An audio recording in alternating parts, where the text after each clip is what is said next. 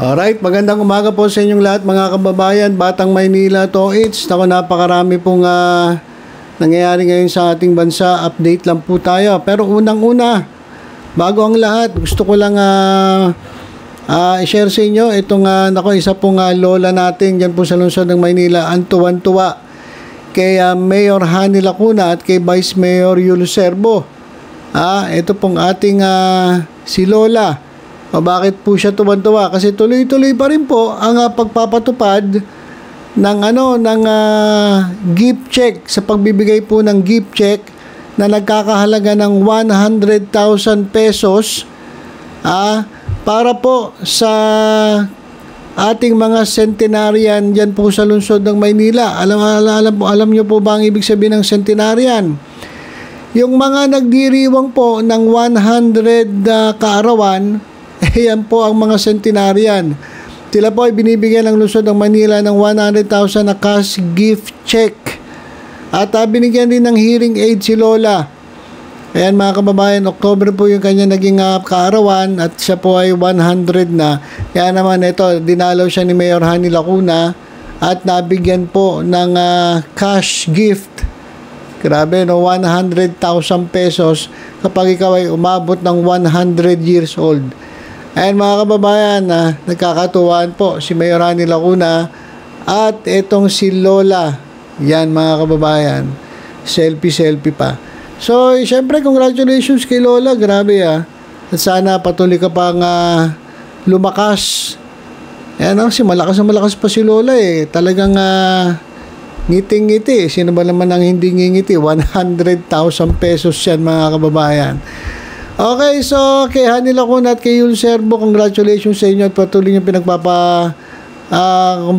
tinutuloy ang inyong pagpapatupad ng mga batas dyan po sa lungsod ng Maynila. Kaya sa darating na eleksyon 2025, Hani Yul po tayo mga kababayan. Mas maganda pong tuloy-tuloy ang paglilingkod ng mga namumuno dyan sa Maynila. Wag po tayo dun sa gagamitin lang stepping stone ng Maynila para sa mas mataas na pangarap. Dito na po tayo kay Mayor Hani Lacuna na hindi po nangangarap na tumakbo bilang presidente o mas mataas sa posisyon. Ang tanging hangarin niya lang ay makapaglingkod dyan po sa lungsod ng Maynila sa mga Manileño. So congratulations syempre kay Lola at kay Mayor Hani Lacuna at Yulo Serbo. Congratulations. Okay, ito diretso na tayo sa ating main topic. Nako mga kababayan si Larry Gadon po mga kababayan ay nagpunta po sa Supreme Court para po sampahan ng disbarment case etong si Vice President Sara Duterte.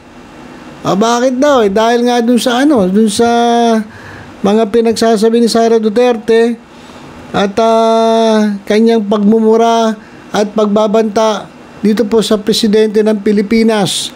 At ayon kay Secretary Larry Gadon, siya po ay nagsisisi na sumuporta siya sa mga Duterte.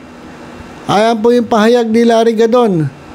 Alright, so ito mga kababayan, isa-isahin natin itong mga reports dito po sa social media at daanan po natin itong mga statement ni Larry Gadon. Alright, so eto, sinabihan ni Larry Gadon mag-resign si Sara Duterte. Lakasan natin para marinig ninyo. Ayan. Okay. Mag-resign siya. Dahil sigurado ako na sa next Congress, siya ay i-impeach.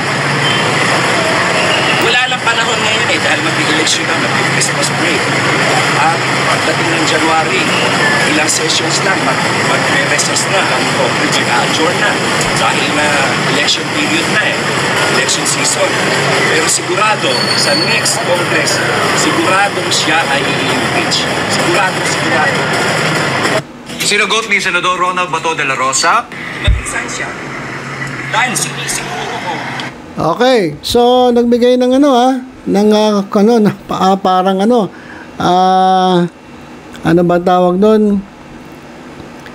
ng ano ba yun? Yung parang kapag may maglalaban na ano bang tawag doon? Basta may sinabi si Larry Gadon na sa next Congress ay malamang ma-impeach si Sara Duterte. Kaya sabi, mag-resign ka na lang.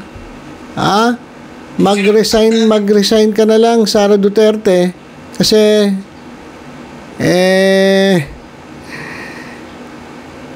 sigurado siya raw ay ma-impeach. Okay. Ito pa. Vice President Sara Duterte. Okay. Ito naman. Sabi ni Larry Gadon, titingnan ko ang tigas ng Supreme Court ngayon. Sabi ni Larry Gadon, siya ay nag-file ng sa Supreme Court seeking disbarment of Vice President Sara Duterte, at kapag hindi daw kumilos ang Supreme Court, sabi niya, magpapile daw siya ng ng impeachment. Diyan po sa lahat ng sa lahat po ng Chief Justices sa Supreme Court, lahat po ng ng Justices sa Supreme Court. Pakinggan po natin sinasabi ni Larry Gadon.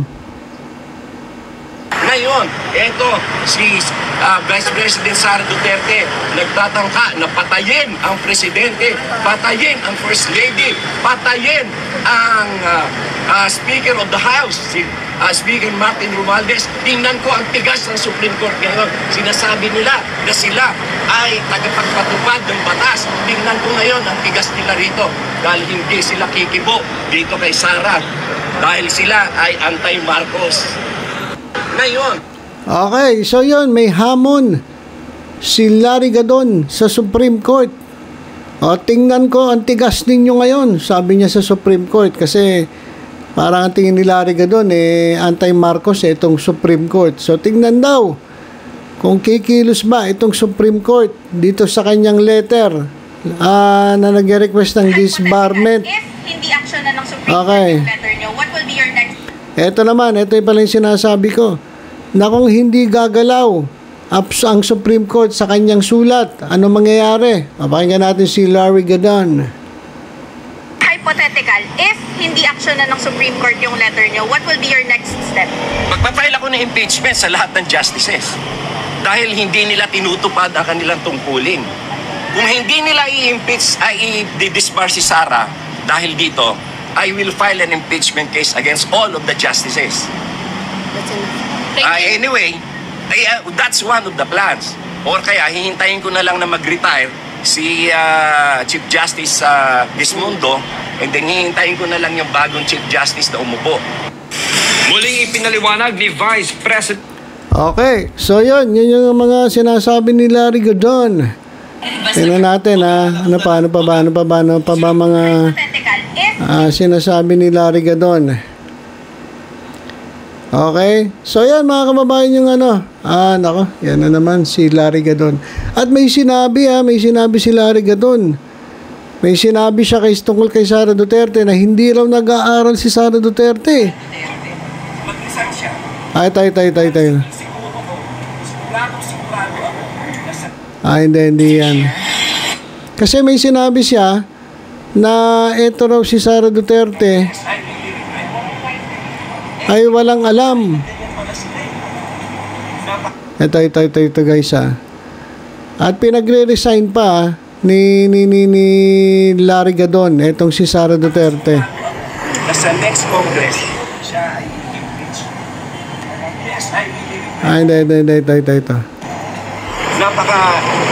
Yung statements ni Vice President Sara, napaka-immature. Kulang na kulang sa statesmanship. At saka, hindi siya nag-aaral. Basta na lang siya nagsasalita ng kagaya ko sa healthcare issues. Hindi siya nag-aaral. Hindi niya chinecheck kung ano yung binibigay ng PhilHealth. Yung mga sinasabi niya iba, hindi siya nag-aaral. She is totally detached from reality. Mr. Chair.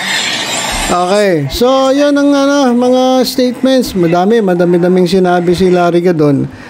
At O, nung sinabi niya na hindi nag-aaral si Sara Duterte, parang sinabihan ba niya na, parang sinasabi niya, bobo si Sara Duterte. At immature. Kaya sabi niya, mag-resign ka na lang.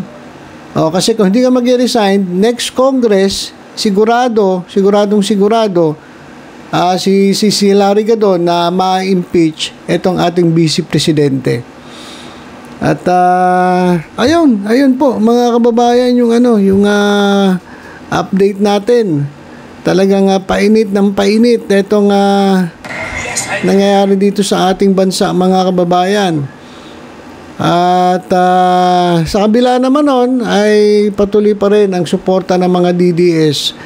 Ako nagsalita si Bato de la Rosa na hindi niya iiwanan itong si Sara Duterte.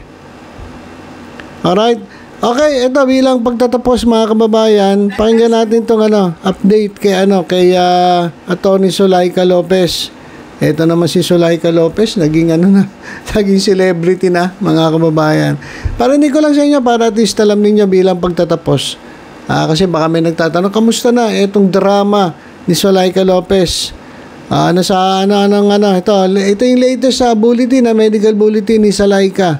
Panoorin natin. Memorial Medical Center or VMMC confirms that Mrs. Gina Acosta and Attorney Zulaika Lopez remain. Okay, pati pala si Acosta. Lahat na lang ng niimbestigahan na tao ni Duterte nagkakasakit. Ano ba nangyayari? Lahat ng isinasalang diyan sa Kongreso, diyan sa Blue Ribbon Committee, nagkakasakit. ano ba drama na ito mga to? Una si Zulaika, ngayon ito si Lopez. Ay, ito sino ba to? Sino isa? Gina Acosta. Alang yan naman, lahat na lang nagkakasakit. Pero nung nambulsa nung Chapi, alang yan, tuwan-tuwa. Pero ngayon, ito, biglang nagkakasakit, biglang na-hospital, mga kababayan. Ano update sa kanila? Ano update?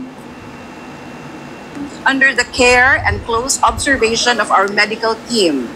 Both individuals are being closely monitored by a multidisciplinary team of healthcare professionals to ensure their health and well-being. Attorney Zulaika Lopez is currently receiving treatment for acute stress disorder and is also being managed for musculoskeletal strain, including shoulder pain and spinal issues. Our team is providing the necessary care to support her recovery. Mrs. Gina Acosta continues to receive comprehensive medical care with close monitoring by our healthcare team. While we are not at liberty to disclose specific details about her condition, we assure the public that she is receiving the appropriate care, attention, and to address her needs.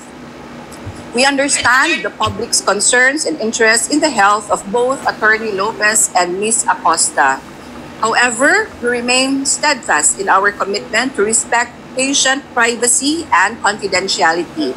We will provide updates as appropriate, balancing transparency with respect for legal and medical ethical guidelines. Focused mainly on caring for our veterans and retirees, we ensure the full well-being of every patient seeking or entrusted to our care here at the Veterans Memorial Medical Center. Okay. Alright, so yan mga kababayan yan po yung update natin. Okay naman yung dalawa. Okay naman sila. Nagkakasakit lang talaga pag ini-interview ng